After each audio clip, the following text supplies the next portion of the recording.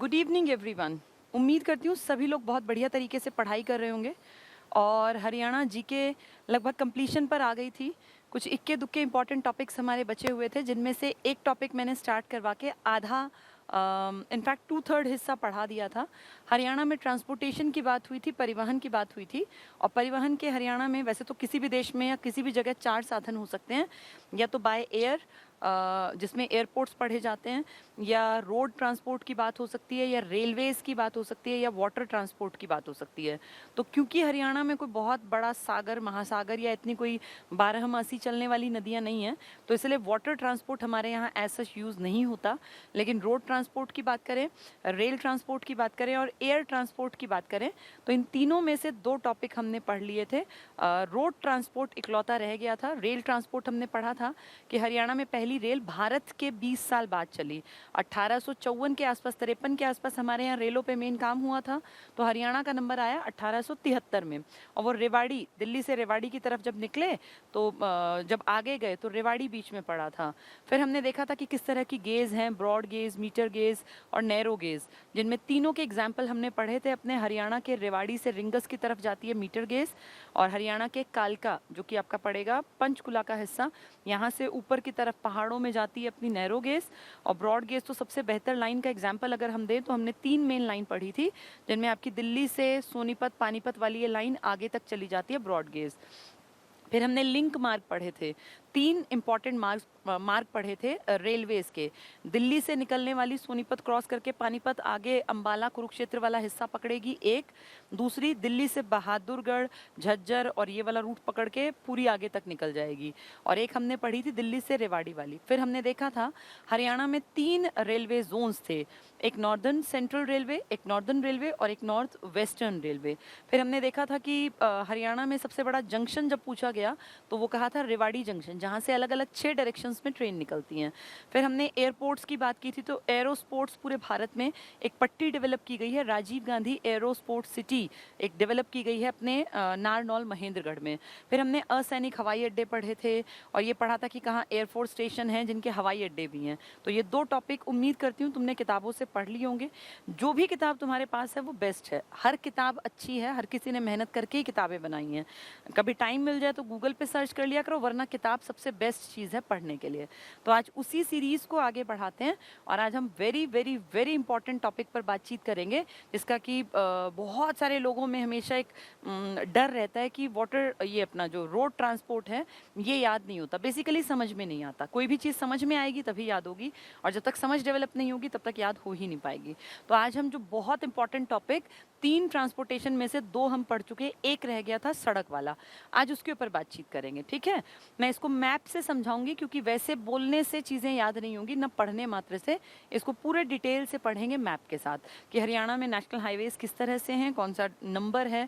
पुराने नंबर्स की अब ज़रूरत नहीं है, अब जो प्रेजेंट में नंबर है, जैसे NH12 अब कोई नहीं पूछता, अब NH44 की बात करते हैं। ऐसे ही NH71, 72 अब कोई बात नहीं करता, उनकी जगह जो नए नंबर्स आ गए हैं उनकी बात करते हैं। तो हम नए नंबर्स के बारे में बातचीत करते हुए पूरे हरियाणा के मेन देखिए, टोटल की बात करूं तो नेशनल हाईवेज हरियाणा में 32 हैं। 152D सबसे नया है, जो आपके महेंद्रगढ़ नारनौल को जोड़ने वाला है, अंबाला कुरुक्षेत्र, फिर आगे वो लंबी पट्टी पूरी जो ऑलरेडी एग्जिस्टिंग स्टेज में है वो निकल जाती है। तो सबसे नया जो अपना नेशनल हाईवे है वो 32वें नंबर का है। जितने आपके मुंह में दांत है ना, उतने आपके नेशनल हाईवे। पहले 29 याद करते थे, तब मैं कहती थी कि जितने आपके देश में राज्य हैं उतने याद कर लेना। अब जितने मुंह में दांत हैं उतने नेशनल हाईवेज याद कर लेना, 32 नेशनल हाईवे। ठीक है, नेशनल हाईवे क्या होते हैं? नेशनल हाईवे होते हैं वो सड़कें जो स्टेट्स को या स्टेट यूटीज को आपस में जोड़ती हैं, यानी 2 राज्यों को, 3 राज्यों को आपस में जोड़ने वाली, या 4-6 राज्यों को, या बहुत सारे राज्यों को आपस में जोड़ने वाली सड़कों को, जिनके की बनाने का पैसा केंद्र सरकार देती है। और इन सब के ऊपर एक अथॉरिटी बैठी है जिसको कहते हैं NHAI, national highway authority of India.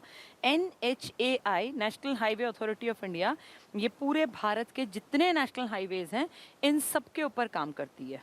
ठीक है, थोड़ा सा एक बेसिक सी अगर अंडरस्टैंडिंग आपके पास होगी ना, तो आपको चीज़ ज़्यादा अच्छी समझ में आएगी। हम बात कर रहे हैं national highway authority of India. दूसरा मार्कर चाहिए मुझे, ये NHAI जिसका मेन काम है हाईवेज के ऊपर काम करना, क्योंकि देखो जब 2 राज्यों, 4 राज्यों, 6 राज्यों या यूटीज में से सड़क गुजरती हैं तो हर राज्य सोचता है कि यार मैं क्यों पैसा लगाऊं, या मैं बस इतनी अपने हिस्से तक की बना दूं। तो पूरे देश को जो सड़कें आपस में जोड़ती हैं, जो कि एक बहुत इंपॉर्टेंट इंफ्रास्ट्रक्चर डेवलप करती हैं भारत सरकार में, जब जब जो भी सरकार आएंगी तो इंफ्रा का एक इम्पॉर्टेंट पॉइंट होता है, पार्ट होता है कि क्या आपके यहाँ ट्रांसपोर्टेशन, रेल ट्रांसपोर्ट, सड़क ट्रांसपोर्ट पूरी तरह से विकसित है। अगर है तो फिर आपको दिक्कत नहीं आएगी, विदेशी आपके यहाँ आएंगे पैसा लगा देंगे। लेकिन अगर आपके यहाँ रोड्स का, ट्रांसपोर्टेशन का सिस्टम खराब है, आपके यहाँ रेल ट्रांसपोर्टेशन नहीं है, तो कौन आपके यहाँ आएगा। तो हम लोग अपने आप को लकी माने कि हरियाणा में ट्रांसपोर्टेशन का पूरा एक जाल बिछा हुआ है। चाहे नेशनल हाईवेज की बात कर लें या आप रेल ट्रांसपोर्टेशन की बात कर लें। हाँ, मान लिया कि एरोप्लेन्स का बहुत ज़्यादा हमारे यहाँ पे उतना कामकाज नहीं है, लेकिन बहुत दूर भी तो नहीं है ना, चंडीगढ़ और दिल्ली। तो हम अपने आप को बेहतर मानते हैं कि बाकियों से हम ज़्यादा बेहतर हैं। ये सब हटा दो यहाँ से, ये ठीक है, ठीक है। तो आज हम बात करेंगे नेशनल हाईवेज की अपने हरियाणा में। मैं पहले आंकड़ों की बात करती हूँ, फिर मैप से पढ़ेंगे। हमारे हरियाणा में 32 टोटल नेशनल हाईवेज हैं, जिनको बनाती है national highway authority of India, जिसका एक हेड होता है, जिसका काम ही पूरे देश में नेशनल हाईवेज बनाना है। जो आपके स्टेट के हाईवेज है ना, उसमें आपकी राज्य सरकार पैसा लगाती है। जो आपके नेशनल हाईवेज हैं, इनका पैसा केंद्र सरकार यानी आपकी सेंट्रल गवर्नमेंट देती है, जिसको आप यूनियन गवर्नमेंट भी कहते हैं। तो 32 नेशनल हाईवे हैं। आपका सबसे लंबा नेशनल हाईवे है number 9, NH9, national highway number 9। ये आपने नंबर नहीं दिए, ये पूरे देश में NHAI नंबर अभी पीछे चेंज किए हैं 2018-19 के आसपास। अदरवाइज पहले इसका नंबर था NH10। एक मूवी भी है अनुष्का शर्मा की NH10 करके, वो पूरी हरियाणा पर और जो ये खाप पंचायत और इस तरह के ना ऑनर किलिंग, इस पर बेस्ड थी। उस मूवी का नाम ही NH10 था। तो उसमें दिखाया गया है ये पूरा रूट जो है कैसे वीरान है और किस तरह के क्राइम्स इस पे होते हैं। तो वही NH10 अब कहलाता है नेशनल हाईवे नंबर 9। क्यों इंपॉर्टेंट है? क्योंकि ये हरियाणा का लॉन्गेस्ट नेशनल हाईवे है। देश का नहीं कह रही मैं, वो NH12 जो अब नया बन गया NH44 वो है। ये हरियाणा का लॉन्गेस्ट नेशनल हाईवे है, NH नंबर 9। ये 286 किलोमीटर इसका टोटल डिस्टेंस है। और ये कहाँ से स्टार्ट हो जाता है? ये दिल्ली से निकलता है और दिल्ली से निकल के ये एंटर करता है हरियाणा के बहादुरगढ़ में। देखो मैं इसको थोड़ा सा समझा दूं, फिर आपको याद करना आसान दिखेगा। ये मान लीजिए दिल्ली है, दिल्ली से एक नेशनल हाईवे निकलता है, आपके बहादुरगढ़ को टच करता है, इसमें एंटर करता है। आप सब जानते हैं बहादुरगढ़ गेटवे ऑफ हरियाणा है, और दिल्ली और बहादुरगढ़ तो बिल्कुल एडजेसेंट, बिल्कुल सटे हुए हैं, और 2 किलोमीटर की दूरी पर टच हो जाता है दिल्ली बहादुरगढ़ से, यानी देश की राजधानी से आप बिल्कुल टच है आपका झज्जर का कौन सा शहर? बहादुरगढ़, जिसको गेटवे ऑफ हरियाणा कहा जाता है। ठीक है। इसके बाद बहादुरगढ़ से आगे ये बढ़ता है, ये तो ये झज्जर हो गया। बहादुरगढ़ का मतलब क्या हुआ? झज्जर, अगर जिले की बात करें। फिर ये आगे बढ़ता है और ये रोहतक में एंटर करता है, और रोहतक में ये मेनली टच करता है सांपला को, महम को जहाँ आपने बावड़ी पढ़ी हुई है, और एक अस्थल बोहर जहाँ आपने कनफटे साधु पढ़े हैं। ये सब मैंने आपको पहले पढ़ा रखा है, ये सब नाम आपने सुन रखे हैं। सांपला, महम, अस्थल बोहर, ये रोहतक के वो शहर हैं जो इस नेशनल हाईवे पर स्थित हैं। तो ये नेशनल हाईवे दिल्ली से निकल के आपके यहाँ बहादुरगढ़ में यानी झज्जर में एंटर हुआ, फिर बहादुरगढ़ झज्जर क्रॉस करता हुआ आगे बढ़ा, रोहतक की तरफ गया। यहाँ महम है जहाँ चौबीसी चबूतरा फेमस है, अस्थल बोहर जहाँ यूनिवर्सिटी है बाबा मस्तनाथ की, कनफटे साधु जहाँ जिनसे संबंधित हुआ करते थे, और एक सांपला बताया मैंने आपको। इसके बाद रोहतक के आगे ये निकल जाता है और ये हिसार में मेन इंपॉर्टेंट सिटीज़ जिसमें हांसी है, हिसार है, अग्रोहा है, इनको टच करता है, अग्रोहा। ठीक है। तो देखो दिल्ली से झज्जर, झज्जर से रोहतक, रोहतक से हिसार, और फिर यहाँ से आगे बढ़ता हुआ ये निकल जाता है फतेहाबाद की तरफ, और फतेहाबाद से आगे क्रॉस करके ये निकलता है सिरसा, और सिरसा के आगे बढ़ता हुआ लास्ट इसका स्टॉपेज है डबवाली, और वहाँ से फिर ये एंटर कर जाता है पंजाब। ये थोड़ा सा ना टेढ़ा ज़्यादा हो गया आपको दिखाने के चक्कर में, मैप में अभी हम देखेंगे तो आप ज़्यादा बेहतर समझ पाओगे। ठीक है। क्या हुआ? कैमरे में कुछ दिक्कत है, साउंड की भी इशू आ रहा है, एक बार देख लो ज़रा, आप अपना एक बार टेस्ट कर लो फ़ोन में। ठीक है, चलो देखो दोबारा। दिल्ली से आपको पंजाब की तरफ एक नेशनल हाईवे समझना है, दिल्ली से हमारे बहादुरगढ़ में एंटर हुआ, झज्जर का पार्ट है, रोहतक में गया जिसमें महम आया, सांपला आया, अस्थल बोहर आया, फिर आगे गया वो हांसी, हिसार, अग्रोहा, आगे गया तो उसने फतेहाबाद को क्रॉस किया, फिर सिरसा, और लास्ट में सिरसा में ही पड़ता है डबवाली, वहाँ से वो पंजाब की तरफ निकल गया। ये हरियाणा का सबसे लंबा नेशनल हाईवे है जिसका पुराना नंबर 10 था, अब नहीं पूछने वाला कोई, प्रेजेंट में नंबर याद रखना, नंबर 9, सबसे लंबा, सबसे लॉन्गेस्ट नेशनल हाईवे जो हरियाणा में रन करता है। ठीक है, चलिए, कुछ लोग लिख रहे हैं कि साउंड लो है, कुछ लिख रहे हैं कि ठीक है। ये अपने लेवल पे अपने अपने फ़ोन को आप चेक कर लीजिए। ये समझ में आ गया होगा, हरियाणा का सबसे लंबा नेशनल हाईवे, भारत की बात नहीं हो रही, आपकी बात हो रही है। एक नेशनल हाईवे, आपने रूट देखा, अब ये मैप में बहुत आसान दिखेगा। दूसरा नेशनल हाईवे मैं आपको इसी में थोड़ा रफ समझा दूं, फिर मैप अच्छी तरह समझ में आएगा। आपके यहाँ पर बहुत पहले एक रोड बना था जिसका नाम था GT road, grand trunk road, grand trunk road इसका फुल फॉर्म था, और इसको बनाया था शेरशाह सूरी ने, जिन्होंने 1540 से 1545 तक राज किया था, और जो हुमायूं के बहुत बड़े दुश्मन साबित हुए थे, क्योंकि हुमायूं को उनसे लड़ने के बाद भागना पड़ा था देश छोड़ के, और भारत, पाकिस्तान, अफगानिस्तान, ईरान जाके शाह के यहाँ शरण ली थी। आपके देश पे पूरे बादशाहत जिसकी चलती थी, जिसके पिता का भी नाम बहुत इम्पॉर्टेंट है हिस्ट्री के पॉइंट ऑफ व्यू से, उस आदमी को, उस शेरशाह सूरी ने आपके हरियाणा में, हरियाणा तो मैं इसलिए कह रही हूँ क्योंकि आपको फोकस करके पढ़ाया जा रहा है, अदरवाइज पूरे भारत की बात करेंगे, तो शेरशाह सूरी ने पेशावर, जो आज पाकिस्तान है, तब तो भारत था, पेशावर से लेके आपकी पहली राजधानी यानी कलकत्ता तक एक सड़क बनाई थी। तो सोचो, पाकिस्तान से वो सड़क पंजाब, हरियाणा और ये दिल्ली, और फिर दिल्ली से आगे निकल जाती है यूपी की तरफ, और मुड़ती मुड़ती ये फिर पूरा क्रॉस करके गंगा नदी के हेरफेर का हिस्सा समझ जाओ, और चली जाएगी कलकत्ता तक। तो काफ़ी लंबा डिस्टेंस कवर करती थी ये GT road, grand trunk road.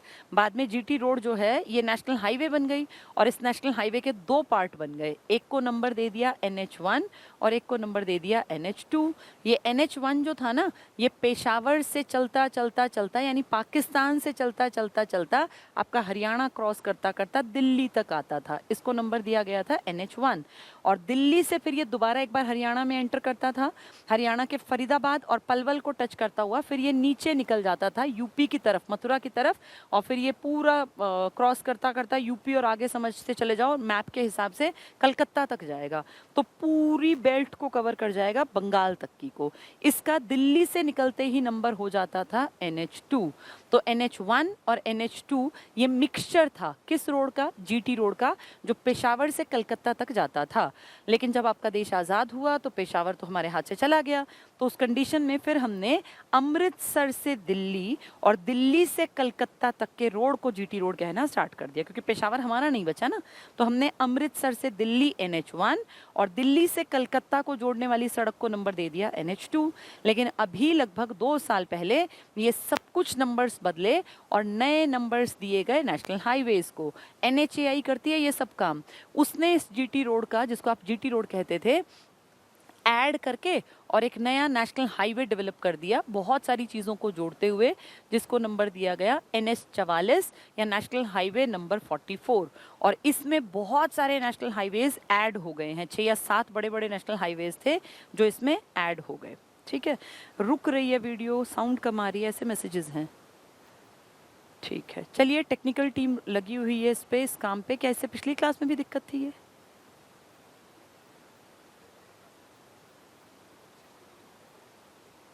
अच्छा, इसमें क्लास में दिक्कत है। चलिए, नीरज देख रहा है इस काम को, क्योंकि ये बहुत इंपॉर्टेंट टॉपिक है। चलो, NH44 के बारे में बात करते हैं। तो बेसिक बात समझ में आ गई होगी, पास्ट में क्या था, पेशावर से कलकत्ता तक एक सड़क थी जिसको बनवाया था शेरशाह सूरी ने, उसका नाम था GT road, grand trunk road. उसी को हमने नेशनल हाईवे नंबर 1 और नेशनल हाईवे नंबर 2, अमृतसर से दिल्ली तक NH1 बना दिया और दिल्ली से कलकत्ता तक NH2 बना दिया। अब आपकी NHAI ने बहुत बड़ा प्रोजेक्ट लॉन्च किया और पूरे देश को सड़कों के एक जाल से बांधने की कोशिश की, जिसमें NH1 और 2 के नंबर्स बदले गए। और अब नेशनल हाईवे नंबर 1 और 2 की बजाय आप एक बहुत बड़े नेशनल हाईवे का हिस्सा बन गई ये दोनों सड़कें आपके राज्य की, और उस नेशनल हाईवे को नंबर दिया गया 44। तो 44 नेशनल हाईवे आपके यहाँ अभी भी क्लास में दिक्कत है? आप एक उसको बैठा दो और वो देखता रहे, जहाँ क्लास रुके मुझे बता देना, ठीक है? तो देखो अब नेशनल हाईवे 44 कैसे, अब ध्यान से समझना। इसकी एंट्री होती है आपके अंबाला में, ठीक है? अंबाला, ये अंबाला शहर में भी है और इसी सड़क पे अंबाला कैंट भी पड़ता है। आप अच्छी तरह जानते हैं ना अंबाला कैंट, जहाँ पे 57 की क्रांति शुरू होनी थी लेकिन हो नहीं पाई थी क्योंकि श्याम सिंह नाम के एक आदमी ने वो गड़बड़ कर दी थी और अंग्रेज जो चर्च जाने थे 10 बजे वो गए नहीं थे। उन्होंने 57 की क्रांति को शुरू होने से पहले ही खत्म कर दिया था अंबाला में। खत्म तो खैर क्या किया था, बाद में भड़कने की कोशिश की थी सैनिकों ने, लेकिन एक होता ना कि जो आउटपुट निकलना था वो निकल नहीं पाया। तो अंबाला में इसकी एंट्री है पंजाब से आते ही। अंबाला के बाद ये आता है आपके कुरुक्षेत्र में, कुरुक्षेत्र में। और कुरुक्षेत्र में ये 2 शहर मेन पड़ते हैं नेशनल हाईवे 44 पर। एक का नाम है जहां पर आपका,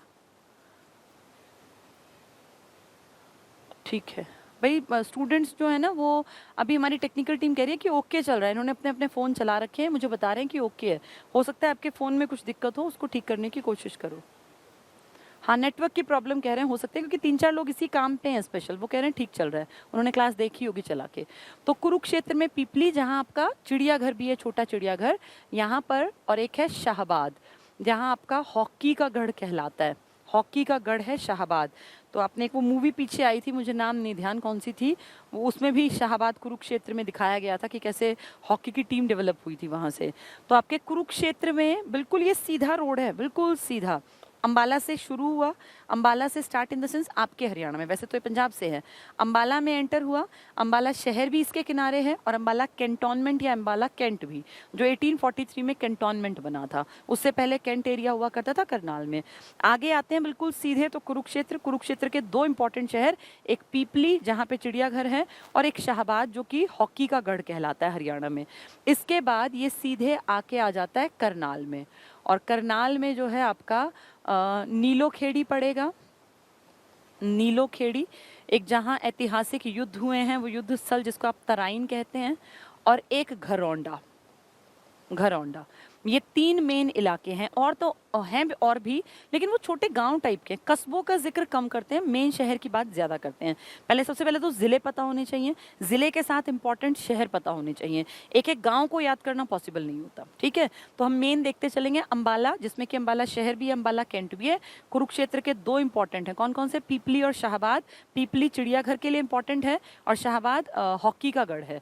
इसके बाद करनाल के 3 शहर हैं, तराइन जहाँ 1191 1192 में तराइन की पहली और दूसरी लड़ाई, और 1215 में तराइन की तीसरी लड़ाई। फिर नीलोखेड़ी है और एक है आपका घरौंडा। इसके बाद ये नीचे उतर के आता है करनाल के बाद पानीपत में। पानीपत में एक इंपॉर्टेंट शहर की अगर मैं बात करूं तो ये आपका समालका पड़ेगा, समालका। तो समालका पानीपत में, और उसके बाद जब ये नीचे आएगा सोनीपत में, ये वही पुराना जीटी रोड है जिसको आज आप NH44 के नाम से पढ़ रहे हैं, तो यहाँ ये सोनीपत में एंटर करता है। और सोनीपत के 4 बड़े एरिया तुम्हें याद रखने पड़ेंगे क्योंकि चारों की इंपॉर्टेंस है, इनके ऊपर क्वेश्चंस आ चुके हैं। अब ये 4 एरिया कौन से हैं मैं अपोजिट में लिख देती हूँ क्योंकि वहाँ जगह नहीं बची है। सोनीपत में आते, इनफैक्ट सोनीपत से की स्टार्टिंग में पड़ जाता है गन्नौर। आप सब जानते हैं गन्नौर में इंटरनेशनल एक मंडी विकसित हो रही है, और जो हमने पेरिस, जो फ्रांस की राजधानी है, वहाँ पर एक मंडी है जिसको कहते हैं रुंगीस मार्केट, उसकी तर्ज पर हमने यहाँ पर अपने हरियाणा के सोनीपत के गन्नौर में इंटरनेशनल फल और सब्जियों की, हॉर्टिकल्चर को जिसमें ध्यान रखा गया, एक ऐसी मार्केट डेवलप की गई। तो गन्नौर में ये बिल्कुल गन्नौर शहर है जो कि इस GT रोड पे पड़ता है या NH44 पे। आगे आए तो फिर मुरथल की बात करेंगे, मुरथल जहाँ की आप जानते हैं हरियाणा का पहला इंजीनियरिंग कॉलेज था सरकारी। किसकी बात हो रही है? ये आज के डी क्रस्ट की। 1987 में उस कॉलेज ने काम करना शुरू किया था। आज Deenbandhu Chhoturam university of science and technology है, लेकिन पहले वो सिर्फ एक छोटा सा कॉलेज था, और आज डी क्रस्ट का बहुत बड़ा नाम है। और वहीं उसके पास ही सीपेट पड़ता है, सेंट्रल इंस्टीट्यूट, जो किसमें प्लास्टिक इंजीनियरिंग एंड टेक्नोलॉजी में काम करता है। तो वही मुरथल की बात हो रही है। इसके आगे चलते हैं थोड़ा सा, तो हमारा पड़ता है राई, जहाँ हमारा मेगा फूड पार्क है, इंडस्ट्रियल एरिया है राई में, और मेगा फूड पार्क है। मेगा फूड पार्क आपके मेनली 3 ही हैं, या तो अंबाला के साहा में, या राई में, या फिर बरही या बड़ी गांव में। और उसके अलावा जितने हैं वो फूड पार्क हैं, मेगा फूड पार्क नहीं है। मेगा बहुत बड़े लेवल पे काम करते हैं। इसके बाद और आगे जाते हैं तो कुंडली है। ये वही कुंडली है जहां से आपका केएमपी स्टार्ट होता है। कुंडली, मानेसर और पलवल वाला, जो आपकी वो रिंग की शेप है ना एक सड़कों की, मैं थोड़ी देर में बना के भी दिखाऊंगी, वहां से जहां से स्टार्ट होता है ईस्टर्न पेरिफेरल और वेस्टर्न पेरिफेरल, यानी पश्चिमी परिधीय जो पूरी रोड कवर करती है हमारे इलाके को, हरियाणा को, और एक पूर्वी परिधीय जो कवर करती है यूपी की पूरी बेल्ट को। तो यहाँ पे ये कुंडली, ये चारों गन्नौर, मुरथल, राई और कुंडली किसके हिस्से हैं? ये सोनीपत के। समालका का मैंने नाम लिया, SMK लिख देती हूँ, ये पानीपत का। करनाल के 3 शहर नीलोखेड़ी, तराइन और घरौंडा। कुरुक्षेत्र का पीपली, शाहबाद। अंबाला का दोनों, अंबाला शहर भी और अंबाला कैंट भी। बहुत बहुत इंपॉर्टेंट है ये टॉपिक जो आपको बताया जा रहा है। बिल्कुल फूड पार्क नरवाना में है। आप कोशिश करो सामने ध्यान से पढ़ने की और समझने की। ये टॉपिक बिल्कुल टाइम पास का नहीं है, और इसमें कुछ भी बेशक टाइप मत करो, मैं नहीं देखती हूँ कभी भी। सिर्फ अपना 100% फोकस पढ़ने और समझने पर रखना। ये टॉपिक मैं बहुत दिन से कह रही थी मैं करा दूंगी, लेकिन मैं जानबूझ के नहीं कराई थी, ताकि पहले तुम्हारा दिमाग जो है ना वो बेस समझ जाए। इसलिए देखो ट्रांसपोर्टेशन में पहले आसान कराए। आज ये टफ टॉपिक है, इसको ध्यान से सुनना और समझना। फिर अब मैप से समझाऊंगी इसको तो आसान दिखेगा। इसके बाद सोनीपत के बाद ये दिल्ली में एंटर हो जाता है। नेशनल हाईवे 44 जो पहले GT रोड था या नेशनल हाईवे नंबर 1 था, ये दिल्ली चला जाता है। आज का नेशनल हाईवे 44 के नाम से बात करेंगे, अब GT रोड नहीं कहेंगे, ठीक है।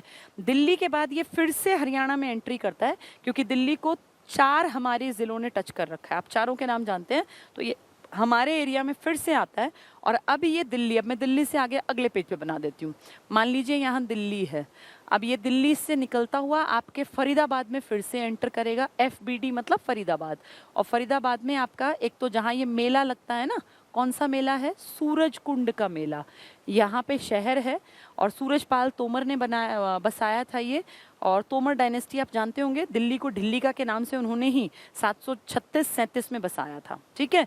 और इसके अलावा फरीदाबाद में बल्लभगढ़, जिसका अब नाम है बलरामगढ़, क्योंकि बलराम कृष्ण के बड़े भाई दाऊ जिनको वो बोलते थे, जिनके नाम का मंदिर भी है वंचारी या बंचारी पलवल में, ठीक है। तो यहाँ बल्लभगढ़ जिसका पुराना नाम था अब बलरामगढ़, ये भी पड़ता है NH 44 पर, और सूरज कुंड भी पड़ता है। इसके बाद फरीदाबाद के बाद ये रोड आगे बढ़ जाती है और ये चली जाती है आपके पलवल में। और पलवल में वो जगह है जहाँ पे ये जो इसके बिल्कुल पास इसी पर बसा है इनफैक्ट होडल। और इसके बाद ये निकल जाएगी यूपी की तरफ। तो आपको उससे कोई मतलब नहीं रखना, आपको अपने आप से मतलब है, क्योंकि हम ट्रांसपोर्टेशन हरियाणा का पढ़ रहे हैं, देश का नहीं पढ़ रहे। तो अपने दिमाग में अपनी चीज़ें क्लियर रखना।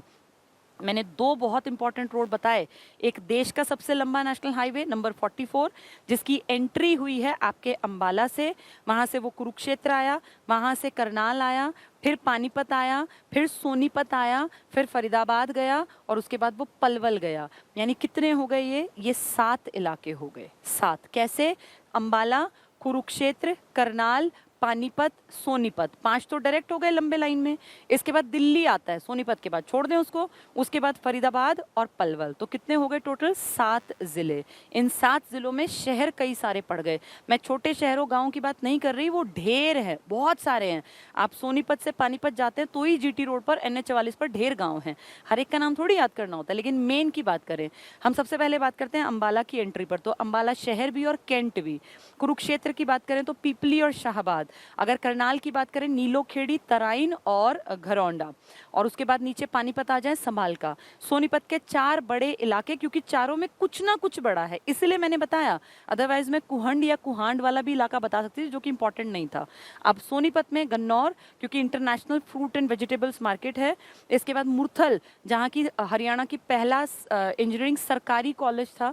इसके बाद राई, जहाँ इंडस्ट्रियल एरिया है और जहाँ पे मोतीलाल नेहरू स्पोर्ट्स स्कूल है, जहाँ यहाँ Rajiv Gandhi national education city develop हो रही है। और इसके बाद चौथा मैंने बताया आपको कुंडली, जो कि कुंडली मानेसर पलवल की स्टार्टिंग है। तो यहाँ तक ये हमारे यहाँ रहेगा, फिर ये दिल्ली में जाएगा आगे, फिर ये फरीदाबाद के बलरामगढ़ कह लो या बलरामपुर कह लो या फिर बल्लभगढ़ कह लो, बल्लभगढ़, और आगे जाके फिर सूरजकुंड आ गया उसी में, दिल्ली से लगता ही तो है सूरजकुंड, कुछ 22 किलोमीटर के अंतर पर है।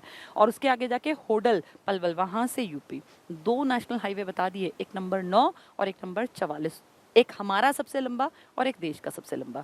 देश का सबसे लंबा है ना, वो है 3745 किलोमीटर। तुम्हारे यहाँ उतना नहीं है, वो पूरे देश में है 3745 किलोमीटर। और जो आपका सबसे लंबा है NH नंबर 9, देखो जो दिल्ली से बताया था, कहाँ आया था, बहादुरगढ़ झज्जर, फिर रोहतक के महम में, अस्थल बोहर में, सांपला में, फिर कहाँ गया था वो, रोहतक से आगे हिसार, अग्रोहा, हांसी, फिर गया था फतेहाबाद, फिर गया था सिरसा, डबवाली, और फिर चला गया था ऊपर पंजाब में। तो दोनों समझ में आ गए होंगे, देश का सबसे लंबा भी और आपके हरियाणा का सबसे लंबा भी। ठीक है, अब बात करते हैं हरियाणा का छोटा। देखो ये सारा एक था, मैप में ये एक दिखेगा, यहाँ समझाने के लिए तुम्हें डबल बनाई है मैंने शीट्स।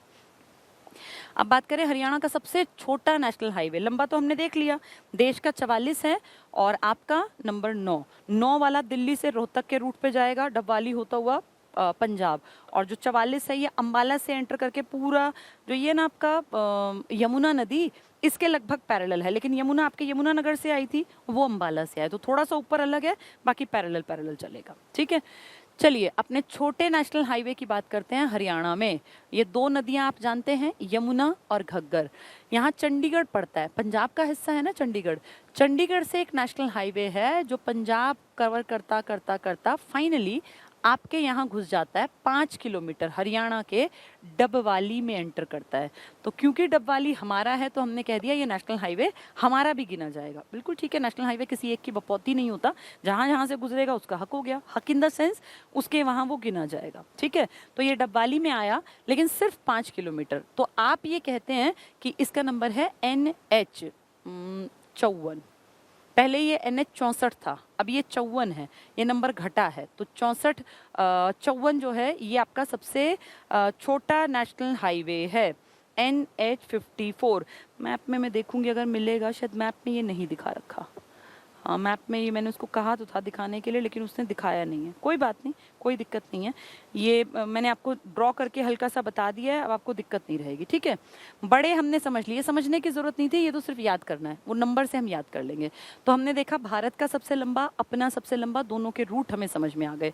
अब छोटे छोटे नेशनल हाईवेज भी आएंगे, जैसे NH 5 है आपका, जो पहले 22 था, आपका नेशनल हाईवे नंबर 105 है, 352 है, 52 है, 152 है, 709 है, 907 है, और इस तरह के डिजिट्स हैं बहुत सारे। तो सब कुछ नहीं आएगा, लेकिन मैप में पढ़ के जाना हमारी एक जिम्मेदारी है। नेशनल हाईवेज बहुत सारे राज्यों को आपस में जोड़ सकते हैं, कम से कम 2-3 तो जुड़ेंगे ही जुड़ेंगे। तो आप कॉमन सेंस यूज करना कि आपके यहाँ से अगर नेशनल हाईवे है तो आपको सिर्फ 5 राज्य टच करते हैं, या तो वो उत्तराखंड की तरफ जाता होगा, या हिमाचल प्रदेश की तरफ जाता होगा, या पंजाब की तरफ जाता होगा, या यूपी की तरफ जाएगा, या राजस्थान की तरफ, क्योंकि इन्हीं की सीमाएं आपसे लगती हैं। और नेशनल हाईवे है तो कॉमन सेंस है कि वो किसी राज्य में या यूटी में निकलेगा ही निकलेगा। तो जितने नेशनल हाईवेज पढ़ेंगे, अगर एक बेसिक समझ तुम्हारे अंदर है तो तुम बहुत आसानी से समझते और सीखते चले जाओगे। ठीक है, चलो अब इनको आंकड़ों को पढ़ते हैं किताबी भाषा में, क्योंकि हमने समझ लिया, पहला काम होता है समझना, उसके बाद फिर थोड़ा सा किताबी भाषा से पढ़ना पड़ता है। देखो ये है परिवहन और जनसंचार। हरियाणा परिवहन की दृष्टि से एक समृद्ध, ये मैंने तुम्हें पढ़ाया भी था, 5-6 पॉइंट थे जिसमें बताया था कि सबसे कम पक्की सड़कें जींद में हैं, सबसे ज़्यादा सड़कों की लंबाई हिसार और सिरसा में है, सबसे ज़्यादा घनत्व जो है पक्की सड़कों का वो अंबाला में है, सबसे कम जींद में। सब पढ़ा चुकी मैं, ये वही पॉइंट्स हैं। लास्ट टू लास्ट क्लास देखोगे ना, ये देखो बताया था हरियाणा में CNG बस भी हैं, AC बस भी हैं, सारथी वॉल्वो भी है, और हरियाणा उदय भी है, लो फ्लोर AC बस भी चलती हैं। तो ये सब बातें मैंने आपको पढ़ा दी हैं। ठीक है, ये 4-5 पॉइंट थे जो मैंने आपको बताए थे। इसके बाद फिर सड़क परिवहन को मैंने रोक दिया था। देखो ये पॉइंट याद करो, पक्की सड़कों का घनत्व तो सबसे ज़्यादा अंबाला में और सबसे कम कहाँ है, जींद में। लास्ट टू लास्ट क्लास में पढ़ाया था, आप चेक कर सकते हो आज। और लंबाई ज़्यादा कहाँ है, हिसार और सिरसा में, और कम लंबाई है जो एरिया छोटा होगा फरीदाबाद और पंचकुला में।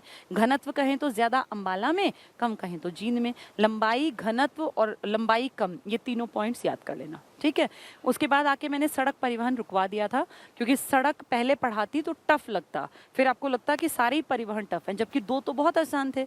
है आसान आज का भी, बस थोड़ा सा कॉन्शियस होकर ध्यान देना पड़ेगा, फिर आसान दिखेगा। चलो पढ़ते जाएंगे, समझते चलेंगे। सबसे पहला पॉइंट पढ़ें ज़रा। हरियाणा राज्य के सभी गांव और नगर पक्की सड़कों से जुड़े हुए हैं। आप अच्छी तरह जानते हैं हरियाणा एक एडवांस्ड स्टेट है। हरियाणा में जीडीपी में हम बहुत आगे हैं, 5वें 6ठे नंबर पर हम रहते हैं। हरियाणा एक रिच स्टेट है, अमीर राज्य है। दिल्ली से लगता है एनसीआर का एक बड़ा हिस्सा, आधे से ज़्यादा तो हम ही कवर करते हैं। तो कॉमन सेंस की बात है कि यहाँ बेसिक इंफ्रास्ट्रक्चर, जिसमें बिजली आती है, पानी आता है, सड़कें आती हैं, कनेक्टिविटी आती है, वो सब बेहतर होगी। बाकियों से तो बेहतर होगी, क्योंकि एनसीआर का हिस्सा हैं आप। आर्थिक सर्वेक्षण, हर साल इकोनॉमिक सर्वे कराया जाता है, जिसके अनुसार राज्य में सड़कों की कुल लंबाई 26,431 है। क्योंकि ये किताब 2020 के स्टार्टिंग में जनवरी में आई थी छप के, और 19 तक के आंकड़े अवेलेबल थे, इसलिए मैंने उस टाइम के आंकड़े लिखे थे। अब ये बढ़ गई होगी, ये हर साल बढ़ती है। खैर बहुत ज़्यादा नहीं बढ़ी होगी, क्योंकि आप ये लगा लो 20 के मार्च में तो लॉकडाउन स्टार्ट हो गया था, तो ये 26 से हद 27 कुछ बढ़ी होगी, बहुत ज़्यादा चेंज नहीं आएगा। ठीक है। राज्य में पक्की सड़कों का सर्वाधिक घनत्व बार बार बताया जा रहा है, अंबाला में है। सबसे कम घनत्व जींद और सिरसा में। कम पूछे तो जींद और ज्यादा पूछे अंबाला। हरियाणा सरकार द्वारा 16 विभागीय चालक प्रशिक्षण संस्थान चलाए जा रहे हैं। ड्राइवर्स को ड्राइविंग ट्रेनिंग देने के लिए आपके यहाँ सेंटर्स चल रहे हैं। और मैं आपको बता दूं, मुरथल जो कि जीटी रोड पे पड़ता था, जिसको आज आप NH44 कहते हैं, यहाँ भारी वाहन चालक प्रशिक्षण केंद्र भी है और हल्के वाहन चालक प्रशिक्षण केंद्र भी है, यानी ड्राइविंग का कॉलेज मान लीजिए या ट्रेनिंग सेंटर मान लीजिए। ठीक है।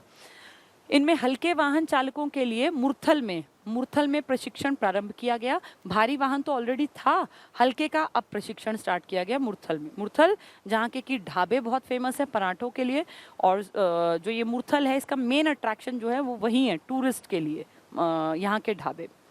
राज्य में 4 चालक प्रशिक्षण अनुसंधान संस्थान, institute of driving training and research, इसके 2 फुल फॉर्म हैं। एक institute of driving training, driver नहीं कह रही मैं, ड्राइविंग ट्रेनिंग यानी ड्राइव करने की ट्रेनिंग लेने के लिए, और रिसर्च के लिए एक सेंटर है, और एक है ट्रैफिक की ट्रेनिंग देने के लिए रिसर्च सेंटर। ठीक है। अब ये मारुति उद्योग लिमिटेड के सहयोग से बहादुरगढ़ में बना दिया एक, ऐसे ही अशोक लीलैंड जो भारी भारी ट्रक वगैरह बनाता है उसके सहयोग से कैथल में बना दिया। सेंट्रल हमें हेल्प मिली तो हमने भिवानी में बना दिया और मेवात में। इन सब में क्या करते हैं, ड्राइवर्स को ट्रेनिंग दी जाती है, लेकिन भारी और हल्के वाहन आ गया तो मुरथल टिक करके आना। ठीक है। राज्य में सड़कों को 3 हिस्सों में डिवाइड किया गया। ये हर राज्य में मिलेंगी, एक नेशनल हाईवे, एक स्टेट हाईवे, एक आपकी लोकल सड़कें जो डिस्ट्रिक्ट्स को जोड़ती हैं, गांव को जोड़ती हैं, ब्लॉक्स को जोड़ती हैं। नेशनल हाईवे का पैसा आप नहीं लगाते, वो देश का NHAI खुद लगाता है, यानी सेंट्रल सरकार से या केंद्र सरकार से पैसा लेता है। स्टेट मिनिस्ट्री पैसा देती है स्टेट हाईवे का, यानी जो आपके राज्य के अंदर अंदर है, बाहर नहीं जाते वो। और उसके अलावा जो लोकल लेवल पे सड़कें होती हैं उनको PWD देखरेख करता है, नगर निगम वगैरह देखरेख करते हैं। ठीक है। तो भारतीय राष्ट्रीय राजमार्ग प्राधिकरण NHAI का फुल फॉर्म है ये। नेशनल यानी राष्ट्रीय, NH हाईवे तो ये रहा, अथॉरिटी मतलब प्राधिकरण, और इंडिया मतलब भारतीय। तो national highway authority of India NHAI, भारतीय राष्ट्रीय राजमार्ग प्राधिकरण, जिसका हेडक्वार्टर है दिल्ली में, के नवंबर 2018 तक के आंकड़े, क्योंकि किताब मैंने 18 में तैयार की थी, उसके आंकड़े थे ये। थोड़ा बहुत बढ़ेगा, ज़्यादा नहीं बढ़ेगा। राज्य में हमारे हरियाणा में नेशनल हाईवेज की लंबाई 3000 किलोमीटर है। ये हो सकती है बढ़ के अब 200-400 बढ़ गई हो, क्योंकि कुछ नेशनल हाईवेज अंडर कंस्ट्रक्शन थे, जैसे वो मेवात नूहू वाला, ये महेंद्रगढ़ वाला था 152D, तब ये प्रस्तावित था, फिर इसके ऊपर काम हो गया। लेकिन एक आइडिया रखना कि 3000 के हेरफेर में है। तो पूछे नेशनल हाईवेज की टोटल लेंथ कितनी है, तो आप कहोगे लगभग 3000 के आसपास। ठीक है। हरियाणा में देश के राष्ट्रीय राजमार्गों का लगभग 2% है। आपके पास टोटल देश की जमीन का कितना परसेंट है, 1.34।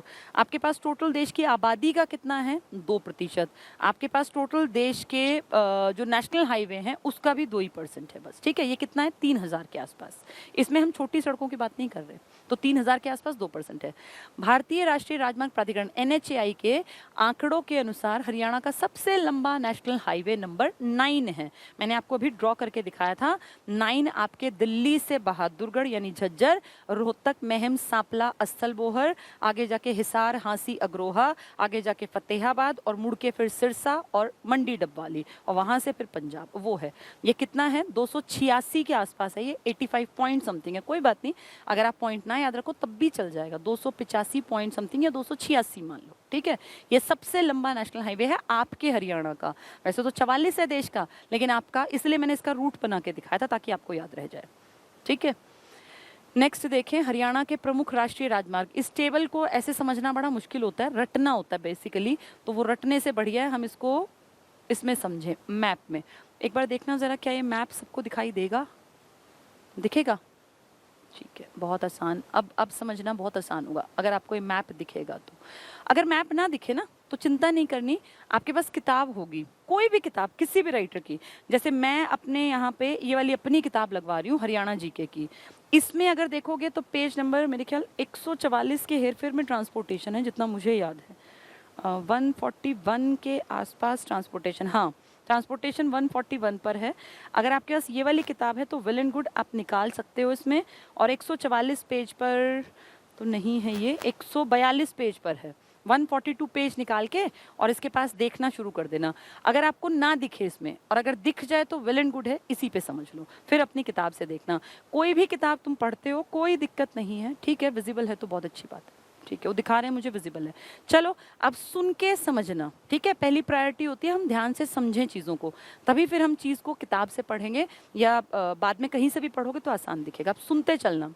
ये सबसे ऊपर है पंचकुला, मैं बताती रहूंगी तो नहीं भी दिखे तो भी टेंशन मत लेना। सबसे ऊपर है पंचकुला, और पंचकुला के साइड में छोटा सा बना हुआ है, ये आपका चंडीगढ़ है। चंडीगढ़ कहाँ स्थित है? पंजाब में। पंचकुला से टच है चंडीगढ़। चंडीगढ़, पंचकुला और पंजाब का मोहाली मिलके ट्राई सिटी कहलाते हैं, 3 शहर इकट्ठे। कौन कौन? पंजाब का मोहाली, ये चंडीगढ़ और आपका पंचकुला। आपकी राजधानी को सिर्फ आपका एक जिला टच करता है और उसका नाम है पंचकुला। इस पंचकुला में 3 नेशनल हाईवेज हैं, 5, 7 और 105। जो नंबर 5 है ना, ये पहले 22 था, पहले की बात बेशक याद ना रहे कोई दिक्कत नहीं है। नंबर 5 जिसका नाम है, अब ध्यान से देखो, ये पंचकुला में नंबर 5 जो देख रहे हो, यहाँ तुम्हें अगर पिंक ये नजर आ रहा हो तो ये पिंजौर पंचकुला से निकल के और ये आगे चला जाता है हिमाचल प्रदेश की तरफ, और वहाँ एक जगह पड़ती है स्वर घाट। हिमाचल भी याद रखोगे तब भी कोई इशू नहीं है।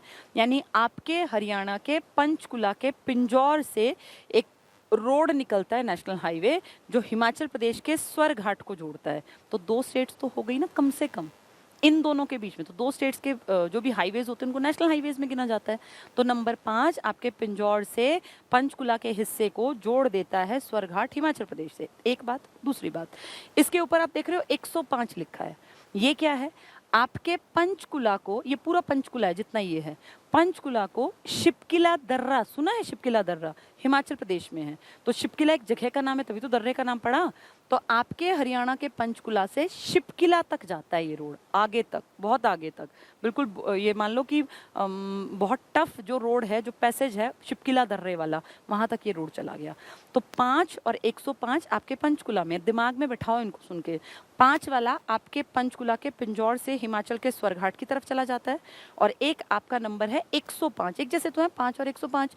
105 आपके पंचकुला से चला जाता है ऊपर, कहाँ दूर तक? शिपकिला दर्रे तक। नाथुला, बोमडिला, शिपकिला, ये दर्रे हैं, ये इंपॉर्टेंट हैं सारे, ठीक है। इसके बाद यहाँ लिखा है 7, ये जो 7 है ना, ध्यान से देखो, अगर तुम्हें दिखता हो ये तो बहुत अच्छी बात है। पंचकुला से यहाँ से वो 2 तो ऊपर गए थे, 5 और 105 हिमाचल की तरफ, ये नीचे की तरफ आया 7। क्यों? क्योंकि इसको जाना है इस तरफ। पंचकुला से निकल के ये अंबाला आएगा, और अंबाला से ये निकल जाएगा इस तरफ, यानी यूपी से जो ऊपर का हिस्सा है उत्तराखंड का, उसकी तरफ। तो आप ये लगा लो, 2 हिस्से ऊपर गए थे, 5 और 105। 7 अंबाला से, ये पंचकुला से नीचे अंबाला, और अंबाला से फिर निकल गया आपका ये उत्तराखंड की तरफ, ठीक है। 7 उतना इंपॉर्टेंट नहीं है, 5 और 105 याद रखना। इसके बाद मेन बहुत बड़े बड़े पहले देखेंगे, फिर ये छोटे छोटे आप अपनी किताब में देखोगे समझ में आएंगे। 44 को नोटिस करते हैं अब। 44 जो रूट मैंने पूरा समझा भी दिया। 44 ध्यान से देखो, 44 को यहाँ से स्टार्ट हो रहा है, यहाँ से। ये अंबाला में एंट्री है, यहाँ देख रहे हो बहुत सारी पिंक लाइन दिख रही हैं, ये अंबाला है, जहाँ ये बहुत सारी पिंक दिख रही हैं, यहाँ से आपका NH44 एंटर हुआ, जो आपके इंडिया का सबसे लंबा नेशनल हाईवे है, 3745 किलोमीटर पूरे भारत को कवर कर जाता है।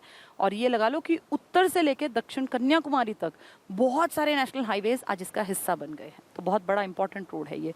अंबाला से, अंबाला शहर भी और अंबाला कैंट भी इसके हिस्से में पड़ा। आगे गया देखो अंबाला से, ये जिसपे मैं ये पिंक लाइन, ये कुरुक्षेत्र में एंटर हो गया। और कुरुक्षेत्र में मैंने आपको बताया शाहबाद जो हॉकी का गढ़ है, मेन शहर, और एक आपका पीपली जहाँ की छोटा चिड़ियाघर है, ये कुरुक्षेत्र में आ गया।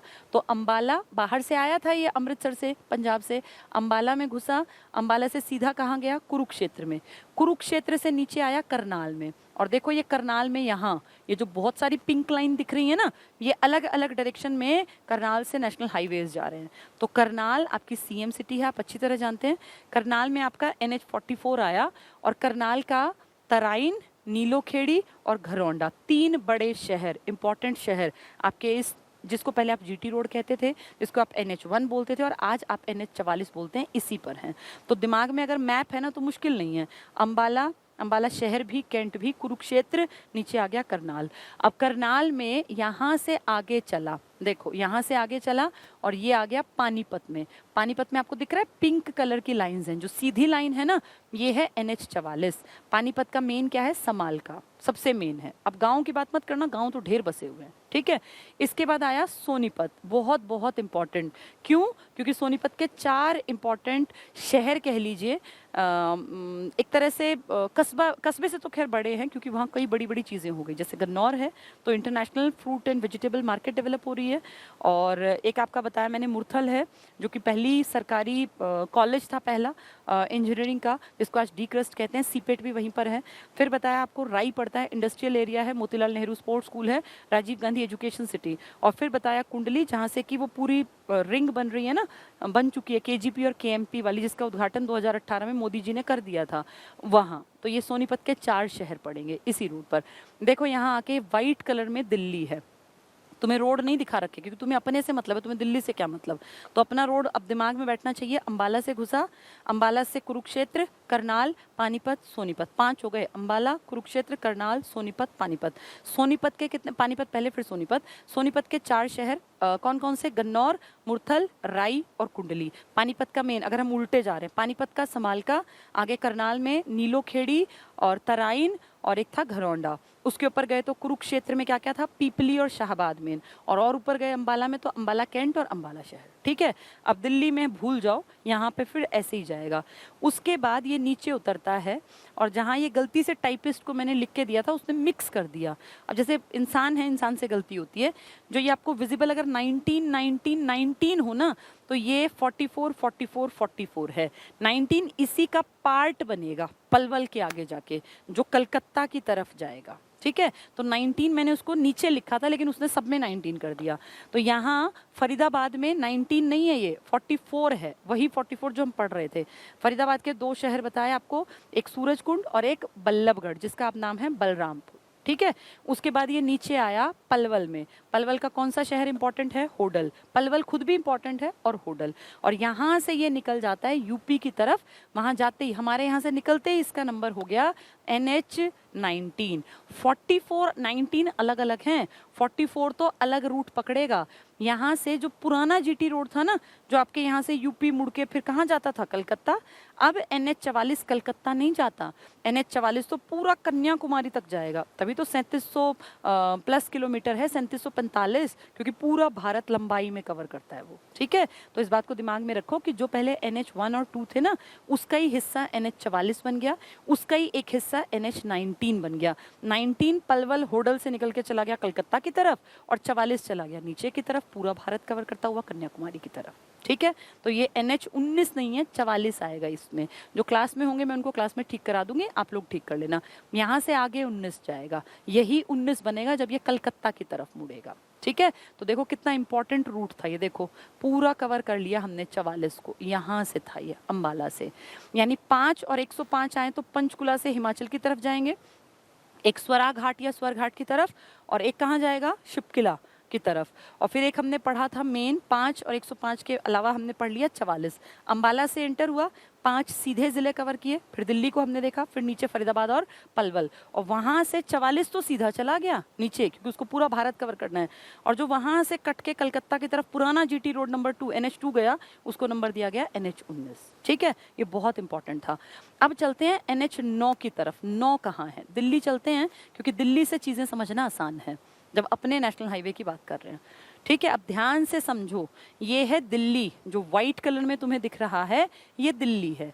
दिल्ली से आपके यहाँ देखो इस तरफ एक पिंक कलर की लाइन दिख रही है, विजिबल है ना? ये दिल्ली से इस तरफ में, मैं इसको थोड़ा जूम कर देती हूँ, इससे ज़्यादा जूम नहीं हो सकता ये, चलो कोई बात नहीं। दिल्ली से एक लाइन देखो इधर जा रही है, ये जिस तरफ मैंने अपनी फिंगर शो की है इस तरफ, ये है NH9। तो दिल्ली से अभी अभी मैंने तुम्हें ड्रॉ करके पहले ही बेस बनाया था। दिल्ली से कहाँ जाएगा? बहादुरगढ़। कहाँ पड़ेगा? झज्जर। आगे कहाँ निकलेगा? रोहतक के महम में, सांपला में, अस्थल बोहर में। फिर वहाँ से कहाँ जाएगा? हांसी, हिसार, अग्रोहा। फिर वहाँ से फतेहाबाद, फिर सिरसा और डबवाली, और फिर चला जाएगा पंजाब की तरफ। ठीक है, अब उसी के रूट को देखेंगे हम। दिल्ली से निकला रोड, यहाँ से ये देखो झज्जर, बहादुरगढ़, दिल्ली से गेटवे ऑफ हरियाणा कहलाता है बहादुरगढ़, ये रहा यहाँ बहादुरगढ़, ये झज्जर कवर कर लिया, ये आ गया रोहतक में। देखो ये रहा 9, ये 9 है, ये जो गोल चक्कर तुम्हें दिख रहा है ना रिंग जैसा, इसमें बहुत सारे नेशनल हाईवेज मिलते हैं। तो रोहतक में तो इम्पॉर्टेंट है ही, रोहतक हमारे लिए बहुत एडवांस्ड है। तो रोहतक में देखो ये जो इधर रिंग जैसा जा रहा है ना, ये है 9। दिल्ली से निकल के आया बहादुरगढ़, झज्जर, फिर यहाँ से 9 रोहतक में महम, सांपला और अस्थल बोहर। यहाँ से देखो पूरा रोहतक में 9 है, ये चलता चला गया 9। आगे चला गया, ये देखो हिसार में, हिसार में हांसी, देखो हिसार में फिर कितने सारे पिंक हैं ये, यानी हिसार में बहुत सारे नेशनल हाईवेज मिलते होंगे। यहाँ से 9 चलते चलते आगे हिसार को कवर करके हांसी, हिसार, अग्रोहा, तीनों इंपॉर्टेंट शहर हैं। और फिर ये चला गया फतेहाबाद में, ये रहा मेन शहर। और इसके आगे बढ़े तो ये आ गया सिरसा, और सिरसा के बिल्कुल एंड पॉइंट पर आ गए पंजाब जाने से पहले मंडी डबवाली या डबवाली या डाब वाली। कहते हैं डाब घास का प्रकार जो है वो बहुत ज़्यादा था यहाँ, इस कारण उसका नाम पड़ गया डबवाली। दूब की घास होती है ना, उससे इसका नाम पड़ा है। ठीक है, तो यहाँ से ये चला गया पंजाब।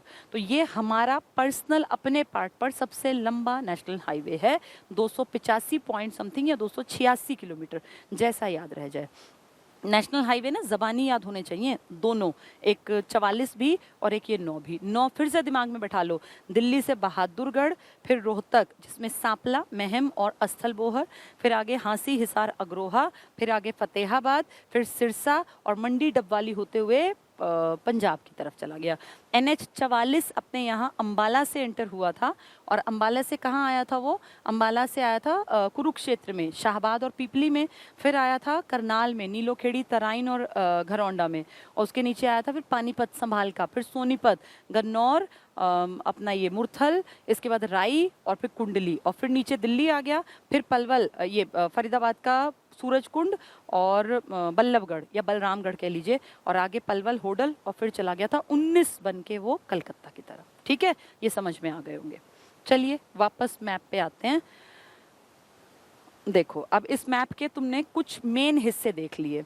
अब मैं तुम्हें ना 3 नेशनल हाईवे बताती हूँ।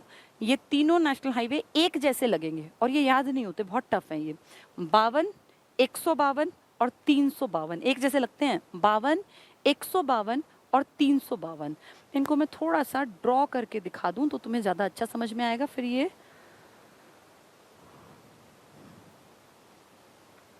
देखो, ये मान लेते हैं हम लोग हमारा रेवाड़ी है, इसको फोकस में लेके पढ़ लेते हैं। रेवाड़ी से एक नेशनल हाईवे बावल होता हुआ आपका गया और ये क्रॉस करता करता जींद पहुंच गया। ठीक है, जींद में एक जगह पड़ती है नरवाना, जहाँ फूड पार्क भी है। इसके थोड़ा ऊपर बनाना चाहिए लेकिन मैंने यहाँ लिख दिया, कोई बात नहीं। नरवाना, जींद, यहाँ तक जो ये रूट गया ना, एक रूट ऐसे ही बाहर राजस्थान की तरफ से आया, वो भी जींद नरवाना तक आया। एक रूट आपका ऊपर की तरफ से यानी अंबाला साइड से आया और वो भी आपके जींद में आया। ये 3 रूट अगर मैप पे रफ समझ में आ गए तो ये मैप बहुत आसान दिखेगा। इन तीनों को ही नंबर दिया गया है 52, 152 और 352। ठीक है। अब इन तीनों को मैं आपको मैप पे दिखाऊंगी। जींद नरवाना अगर तुम्हें याद रह गया तो तुम्हें बहुत आसान दिखेगा। ये वाला रूट देख रहे हो ना, ये जाता है पाली राजस्थान की तरफ नरवाना से। जो ये देख रहे हो रेवाड़ी बावल से, ये नरवाना तक जाता है। और एक रूट आपका नरवाना से अंबाला की तरफ जाता है। तो दिमाग में अगर मैप है तो बहुत आसान है। अंबाला से नरवाना तक एक रूट गया, फिर नरवाना से पाली राजस्थान तक एक रूट गया, फिर एक रूट नीचे बावल रेवाड़ी से घूमते घूमते आया नरवाना की तरफ, और नरवाना से आगे चला गया पंजाब की तरफ। ठीक है, तो ये 52, 152 और 352, जैसे 5 और 105 याद किए ना, 44 और 9, ऐसे ही हमने ये 3 देख लिए। इसको हाँ, इरेजर, ठीक है। चलिए अब देखते हैं 52, 352 और 152। जिसने अभी ध्यान से सुना होगा उसको बहुत आसानी से समझ में आएगा।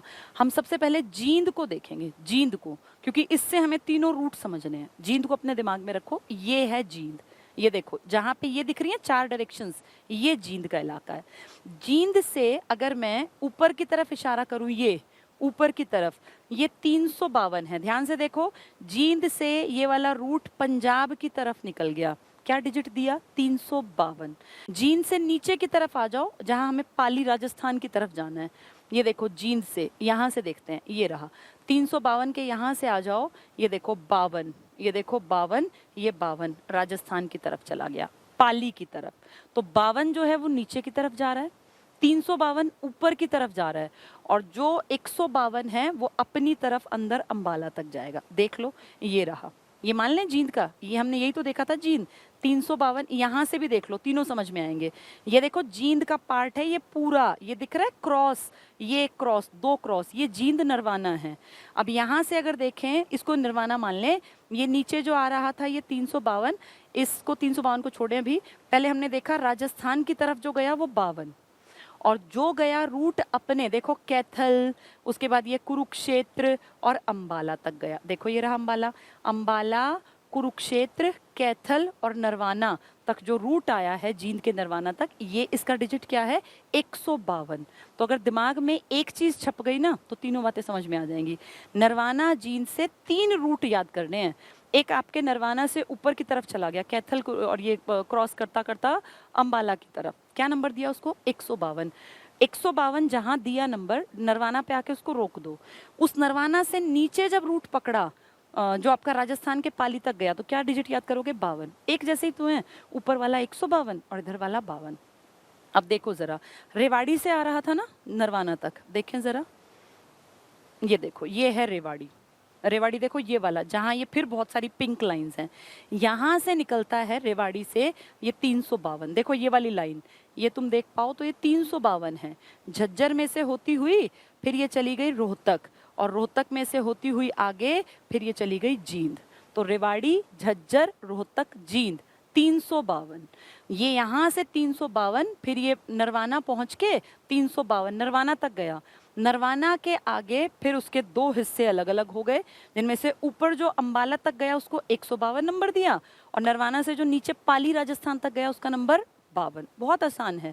नरवाना जींद अगर तुम्हारे दिमाग में है तो नरवाना से नीचे ले जाओ रूट को पाली राजस्थान तक 52, ऊपर ले जाओ अंबाला तक 152, उसी से नीचे ले आओ रेवाड़ी तक लाना है, बावल तक, तो नंबर क्या दिया जाएगा? 352।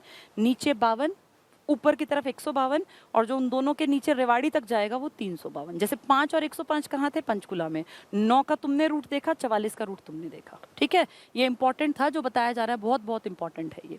चलो आगे देखते हैं, अब कुछ रूट्स देखते हैं जो छोटे रूट्स हैं लेकिन बहुत बिजी हैं, बहुत ज़्यादा। आपके इस पूरे देश में, हम अगर हरियाणा की बात करें, 32 नेशनल हाईवे हम बात कर रहे हैं, उन 32 में से सबसे ज़्यादा बिजी कौन सा है, जो बहुत चलता है? 44 बिजिएस्ट नहीं है, 44 लंबा है। सबसे ज़्यादा आवाजाही सामान की जो होती है ना, वो मुंबई तक जाने वाले नेशनल हाईवे से होती है। और आप अच्छी तरह जानते हैं NH 8 पहले हुआ करता था, दिल्ली, जयपुर, फिर मुंबई तक जाता था, अब उसका नंबर है 48। 8 से 48 बना दिया। ध्यान से देखो 48, ये आपके आसपास मिलेगा गुड़गांव। देखो यहाँ से स्टार्ट होता है, दिल्ली से देखो, दिल्ली के मेहरौली से आगे जो रूट है ना वो सारे का सारा आपका गुड़गांव को जोड़ के और आगे निकलता है फिर। तो देखो ध्यान से, दिल्ली से टच करता हुआ 48 दिखाया क्योंकि हम अपने आप को पढ़ रहे हैं। 48 गुड़गांव क्रॉस करते करते 48 गुड़गांव और फिर आगे आ गया रेवाड़ी और फिर चला जाएगा ये जयपुर। तो दिल्ली जयपुर हाईवे का नंबर कितना है? NH48। बहुत लंबा नहीं है आपके यहाँ, लेकिन बिजिएस्ट नेशनल हाईवे है ये। सबसे ज़्यादा आपके पूरे हरियाणा में आवाजाही जो सामान की चीज़ों की होती है वो NH48 पर, कोई लंबा चौड़ा नहीं है। दिल्ली से निकला, आपके यहाँ तो बस रेवाड़ी और गुड़गांव, तो कोई बहुत बड़ी बात तो है नहीं, 3 ही शहर मेन पड़ते हैं, एक मानेसर इसका, एक धारूहेड़ और एक बावल रेवाड़ी के। तो 3 शहर, 2 जिले, बस सिर्फ 2 जिले हैं, एक गुड़गांव और एक रेवाड़ी। क्या नेशनल हाईवे है ये? 48। तो 9 हमें याद है, 44 हमें याद है, 352, 152, 52 और 48। ठीक है। अब देखो 19 नेशनल हाईवे जो मैंने बताया, पहले 44 है, आगे जाके पलवल से यूपी की तरफ 19 है ये। ठीक है। अब ये बता रहे हैं 248 भी देख लें। 248 भी सिर्फ 2 जिलों को टच कर रहा है, ज़्यादा लंबा चौड़ा नहीं है ये। रेवाड़ी के आसपास बहुत छोटे छोटे हैं, मेवात नूह के आसपास। ध्यान से देखो 248 यहाँ से है, ये गुड़गांव से निकला। जो 48 है ना आपका, जो बिजिएस्ट है, उसी में से गुड़गांव में से ही 248 निकला, 248A, और गुड़गांव को क्रॉस करता नूह, मेवात को क्रॉस करता और फिर ये चला गया राजस्थान की तरफ। तो गुड़गांव से एक रूट तो रेवाड़ी की तरफ गया और एक रूट गुड़गांव से नूह की तरफ गया। जो रेवाड़ी की तरफ गया वो NH48 है और जो नूह की तरफ गया वो 248A है। तो 48, 248 एक जैसी तो हैं, ये एक जैसे याद करोगे तो बहुत आसान दिखेंगे। ठीक है। तो 48 आ जाए या 248 आ जाए, 248 ये एक ही है। ठीक है। 19 मैंने एक्सप्लेन कर दिया। 919 ये बड़ा डिजिट है 919 का। 919 ज़्यादा लंबा चौड़ा नहीं है, साउथ की बेल्ट में है। ध्यान से देखो, रेवाड़ी के पास से आपका 919 है, रेवाड़ी के पास से, और ये आपके मेवात को क्रॉस करता हुआ और फिर आपके पलवल तक पहुंच गया। ठीक है। तो ये मेनली रेवाड़ी और मेवात और पलवल के बीच में है 919। जैसे देखो अभी हमने 48 किया था तो गुड़गांव और रेवाड़ी था, फिर हमने 248 किया तो गुड़गांव और मेवात निकला या नूह कह लो।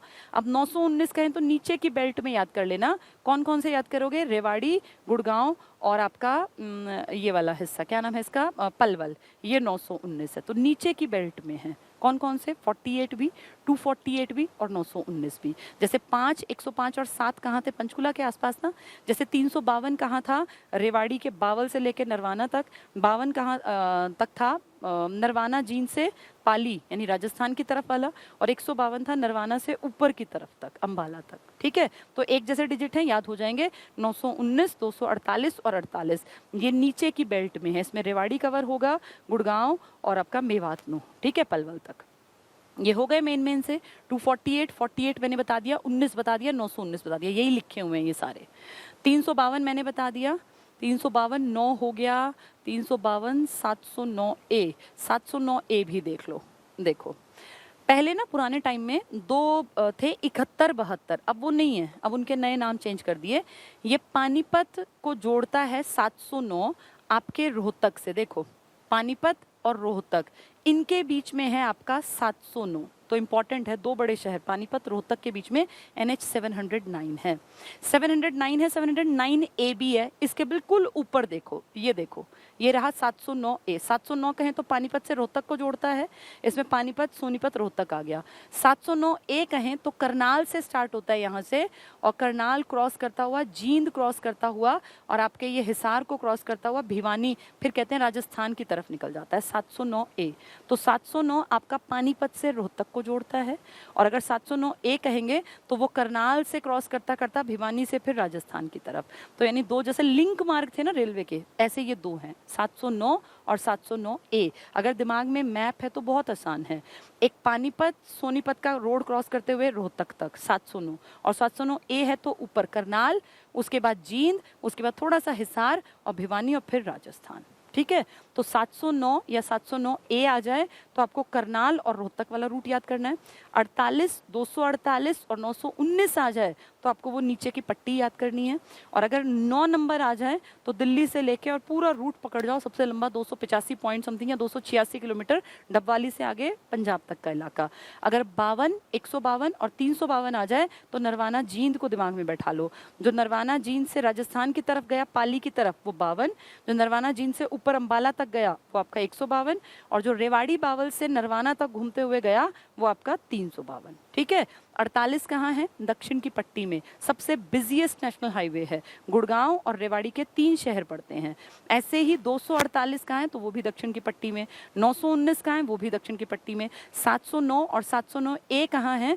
तो ये पानीपत, सोनीपत और अपना ये रोहतक वाला, करनाल से होते हुए जींद, हिसार और भिवानी और फिर राजस्थान वाला। ठीक है। ये मेन सारे बता दिए मैंने आपको जो इसमें दिए हुए हैं।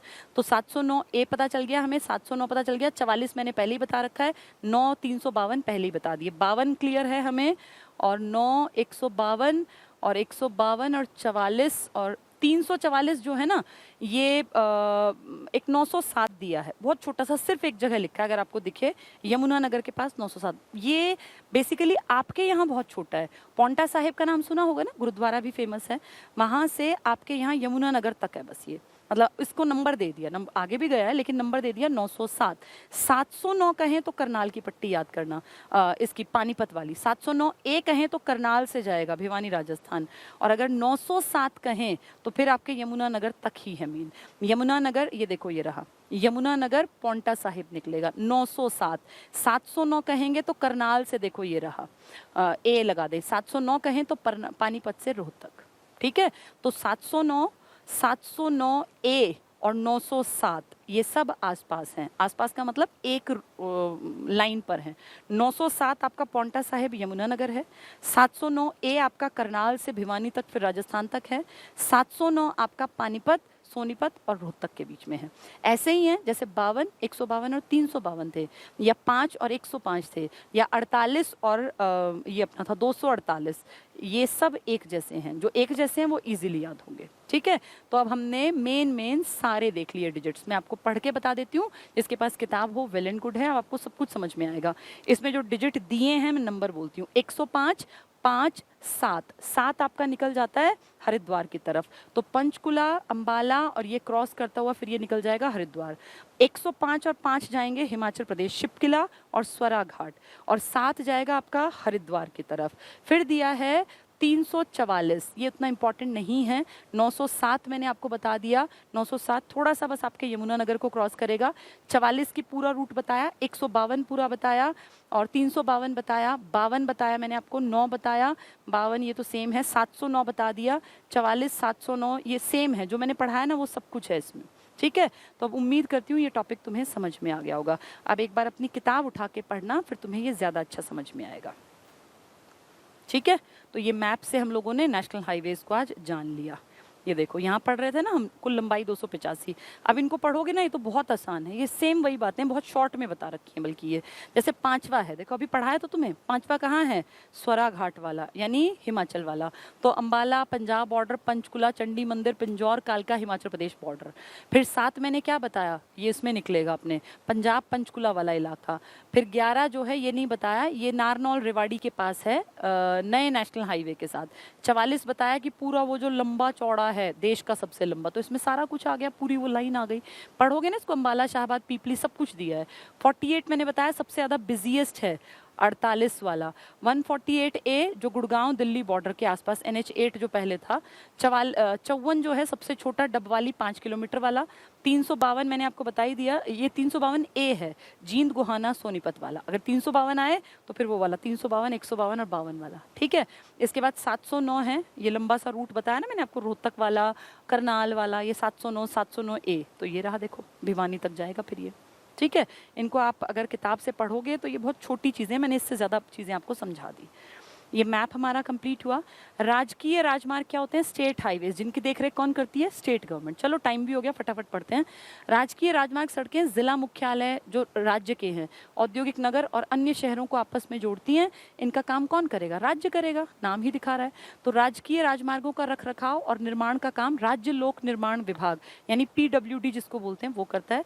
राज्य का सबसे छोटा आपका हाईवे है SH6, SH मतलब स्टेट हाईवे, और बड़ा है SH12। वैसे भी 6 से बड़ा 12 होता है। तो आपके हरियाणा के अंदर जो हरियाणा सरकार ने सबसे बड़ा हाईवे बना रखा है अपना, हरियाणा का स्टेट हाईवे, वो नंबर 12 है और सबसे छोटा है 6। तो 6 12 याद रहेगा। सबसे लंबा देश का 44 है, आपके यहाँ से भी गुजरता है।